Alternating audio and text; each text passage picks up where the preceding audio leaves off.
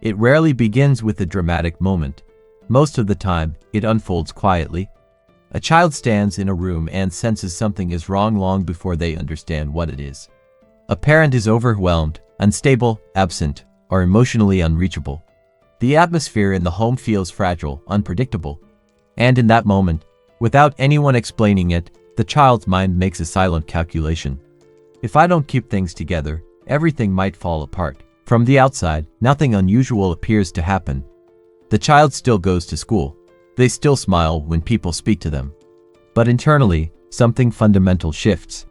The child begins stepping out of their own emotional world and into the responsibility of managing someone else's. This is how childhood slowly disappears. Not through physical absence, but through psychological adaptation. The child becomes careful, observant. They learn to sense tension before it erupts. They watch facial expressions, voice tones, body language. They study the emotional climate of the house the way others study weather patterns. Over time, they become experts at stabilizing the room. They speak less about their own feelings. They cry less often. They learn that expressing needs can make things worse. Instead, they try to be helpful, calm, dependable, and the world often praises them for it. People describe them as mature for their age, responsible, exceptionally strong. Teachers admire their discipline. Adults compliment their composure. What no one asks is the most important question. What did this child have to give up in order to become that way? For many people who were forced into emotional responsibility early in life, this silent sacrifice shapes their entire psychological development. And the effects rarely disappear with age. They follow them forward into adulthood, into relationships, into their sense of identity. To understand why, we have to look at what actually happens inside the developing mind when a child consistently becomes responsible for the emotional well-being of adults. Psychologists describe this dynamic as parentification. Instead of receiving protection, the child becomes the protector. Instead of being comforted, they become the one who comforts. They become the mediator during conflict, the emotional caretaker, the one who tries to keep everyone stable. This reversal of roles may appear subtle from the outside, but for the developing brain it carries enormous consequences. Children in these environments often develop intense emotional alertness. Their nervous system becomes trained to constantly scan for changes in mood or potential conflict. Even small shifts in tone or expression can feel significant. Over time, this state of constant monitoring becomes automatic. They grow up walking on invisible eggshells. Gradually, an unspoken belief forms: love is something that must be maintained through effort. Stability must be earned through emotional labor. Safety depends on keeping other people calm. Within that framework, the child's own needs begin to feel risky. Their emotions are pushed aside. Their vulnerability becomes hidden. In place of their authentic self, a highly capable version of them emerges, the one who performs well, solves problems, and rarely asks for help. This role can become so convincing that even the person living it forgets it began as a survival strategy. But somewhere underneath the competence and self-control, there is often a quiet ache. Because the part of them that needed protection never truly disappeared. It simply went silent. As these children grow into adults, the patterns they learned early in life continue operating beneath the surface. Many become extremely self-reliant. On the surface, this looks like strength. They handle problems alone, rarely lean on others, and pride themselves on independence. But underneath that independence is often a deep discomfort with relying on anyone at all. Trust feels complicated. Asking for help feels unnatural.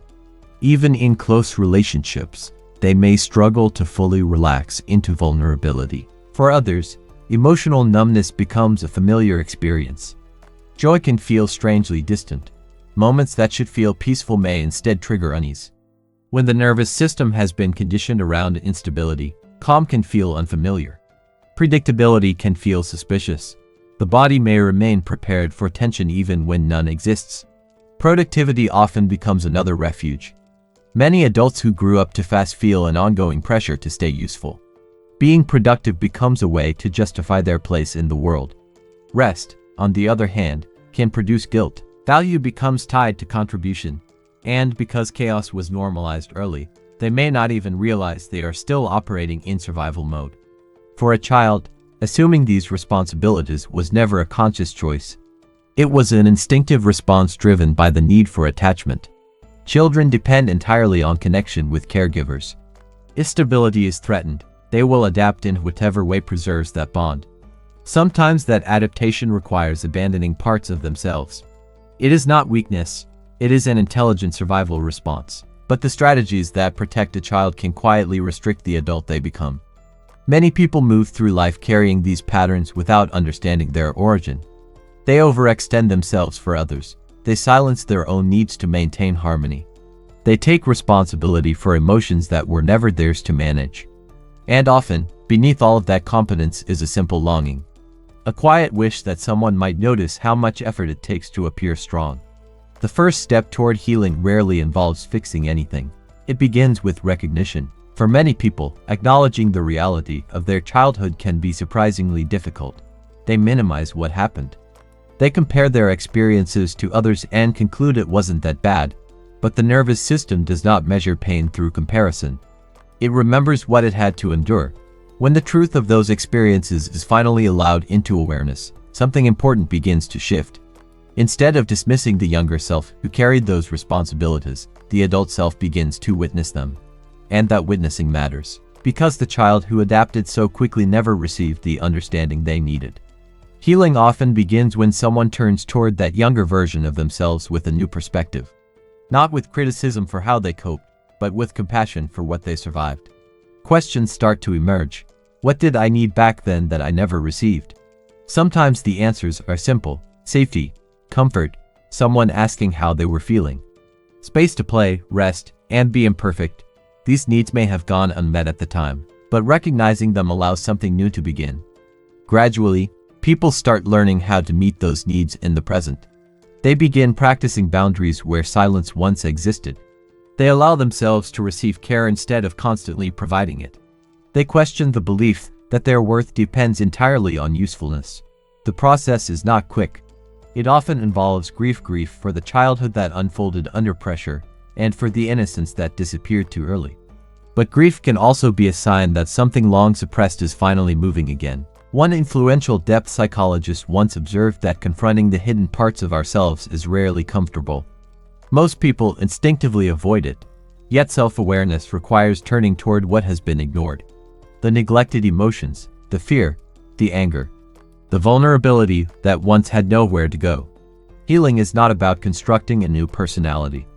It is about reconnecting with parts of ourselves that had to remain hidden. For those who grew up too fast, maturity was never the real problem.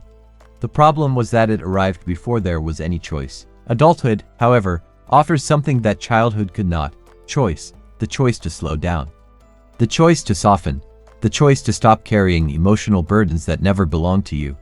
Some days, reconnecting with those younger parts may feel unfamiliar, even uncomfortable. But that discomfort often signals that something important is finally returning.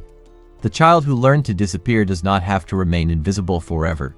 And perhaps growing up, this time, can happen differently. Not through pressure or survival, but through honesty, compassion, and the freedom to finally live without holding everything together alone.